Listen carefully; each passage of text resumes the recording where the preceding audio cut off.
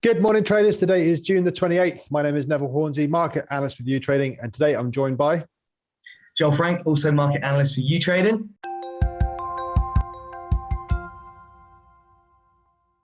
How are you doing, Joel? I'm good, mate. I'm good. Like we were saying just before, I had a bit of a holiday in Cornwall, which was nice. Caught the good weather, so feeling refreshed. Yeah. Did you go down on Fistral Beach or anything like that? No, I don't know what beach that is. The big beach in Newquay. Oh no, we didn't go to Newquay. Oh, good on you. Maybe next time though. Yeah. I don't know, but yeah, it was good, mate. Cool. How are you thinking about now? You've been around England. How are you feeling about England and its prospects at the moment? The government's all a bit of a disarray. COVID's a bit cruddy. Anything to do with England and the markets on your, I don't know really. I mean, obviously it's going to be the year of the staycation.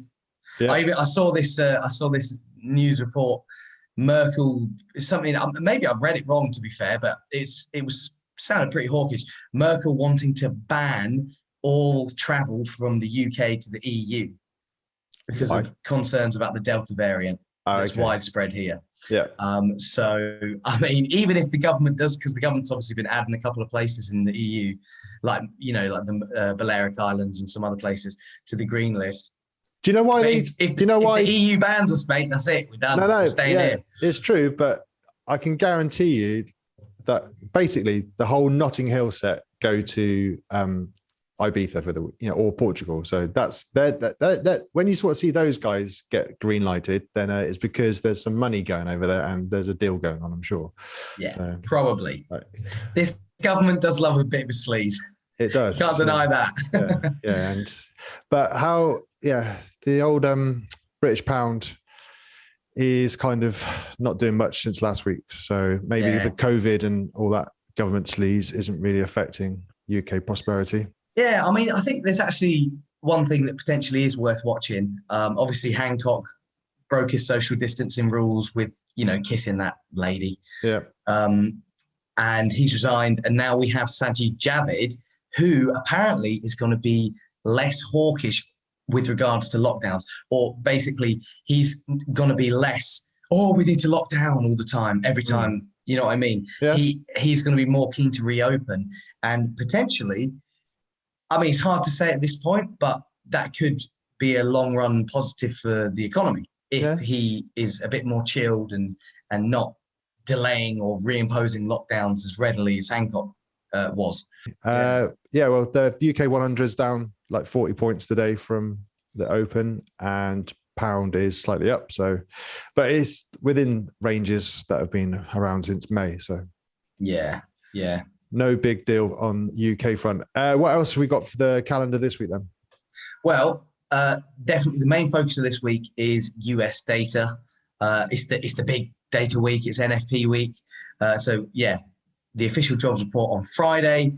But then let me just check the calendar so I can get these dates right. ADP, which is like the big payroll company in the US that also does this, like, it's not the official one, but they estimate the employment change every month. That's out on Wednesday. That helps sort of calibrate expectations for Friday. And then we've got ISM Manufacturing and Services PMIs out throughout the week as well. Oh, no, not services, actually. It's just manufacturing. ISM Manufacturing PMI out on Thursday. And I presume ISM Services will be the next Tuesday. Yeah, looking at the ISM Manufacturing, it kind of peaked in March, didn't it? So, and it's so far expected to come under again from last month. So, but I think Wednesday ADP is normally like the turn in the market. If they feel that's going to be bullish, then we'll get a dollar move. We've seen that a couple of times. Yeah. We've seen that a couple of times in recent weeks, haven't we? Where ADP and potentially other data points like ISM Services or whatever other data points have come in stronger than expected, and then helps the dollar strengthen a little bit ahead of NFP. But I mean, the market's going to be quiet pretty much until Wednesday at the very least. Yeah, definitely. How did you feel about the Fed and all the central bankers last week? Did they bring anything new to the table, or do you think they sort of walked back some stuff?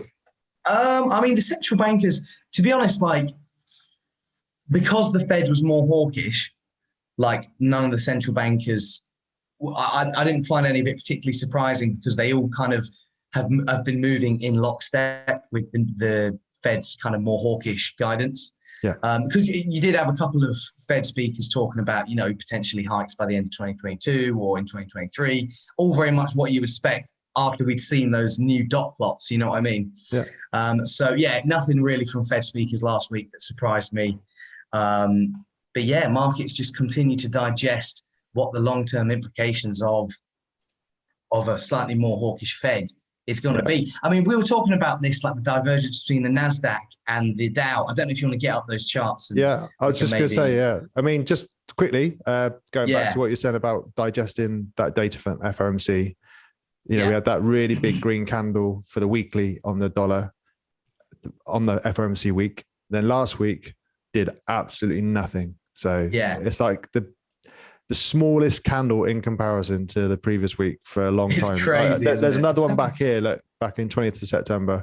So that's probably another FOMC type of week. And then, just absolute nothing. Okay, so looking at the NASDAQ, the USA Tech on Active Trader, big moves higher. And compared to the Dow Jones Industrial Average, not making new highs. So you were saying about the divergence between NASDAQ and the Dow. And your theory was? Yeah, I mean, my theory it goes along the lines of pretty much you first need to look at bond yields. In wake of the Fed event, which was, a week and a half ago, long-term US bond yields, nominal bond yields, this is like the standard generic ones, they're pretty much unchanged or even lower. I think the 30-year yield is actually still lower. Now, lower long-term bond yields tends to be bullish for tech companies or growth stocks or big tech in the US. So the fact that they're subdued has really been helping the NASDAQ. Meanwhile, you can kind of look at subdued long-term interest rates as an indicator that markets are sort of have been revising lower their long-term economic growth expectations and potentially inflation expectations as well. And in the Dow, you're full of, in the Dow, it's got like industrial stocks and banks, which are directly influenced by bond yields. Yeah, definitely. So when growth expectations come down and inflation expectations come down, that kind of hurts the sectors which make up the Dow much more so than in the NASDAQ. So that was kind of my thinking on this. Makes sense. And we'll keep an eye on it because if like the bonds, like you say, like the 20-year bond was to rise, like this is TLT ETF, then yields will come down further. I mean, we've had a bit of a down day last Friday, but you could easily, the 20s above the 50, we're compressing under the 200. So bonds could rise into this week, especially into, like you say, Wednesday, Friday. So and bonds rising further in terms of bond prices, meaning bond yields falling, that'd certainly be good for the NASDAQ. But it would be, bond yields falling isn't necessarily a bad thing for the Dow, but it's more of a neutral thing. Yeah. Okay, cool. Just looking quickly across the rest of them, German DAX kind of sideways from the last, loads of weeks. It's a good few months now. And then, like I said, the UK FTSE does actually look like it's made a sort of impulsive move to the downside, to the trend line, correction back up, and now we've taken out last Friday's low. This actually looks like it could come and test, when was it? The 21st of June low. So I think that's the target. So maybe 6,900 this week. Wow. Just see, we'll see what the government come out with, just like craziness, but other than that, dollar doing nothing, euro dollar kind of having to go sideways as well. So all being driven by the dollar, these major dollar pairs. Because last week I was thinking euro pound would come down, but we didn't actually get the signal that I needed, which was like a close below the 20 here. It happened a few times before, but the euro kind of was a little bit more bid against the pound. And gold just going sideways. So that's now looking like a bear flag, isn't it? Really, it's like a big down, sideways. It's not looking good. Break of the lows, and we come and test this double bottom. But that would probably relate to a stronger dollar. So maybe not until Wednesday. Yeah. Wait, everybody needs to just probably wait. Go fishing for 2 days. Yeah, exactly. Just see how things shake out from Wednesday onwards. Yeah, exactly. All right, cool. All right, well, fingers crossed we do actually get some movement and we do make some profits. And I look forward to talking to you next week. Nice, mate. Have a good one. And you, take care.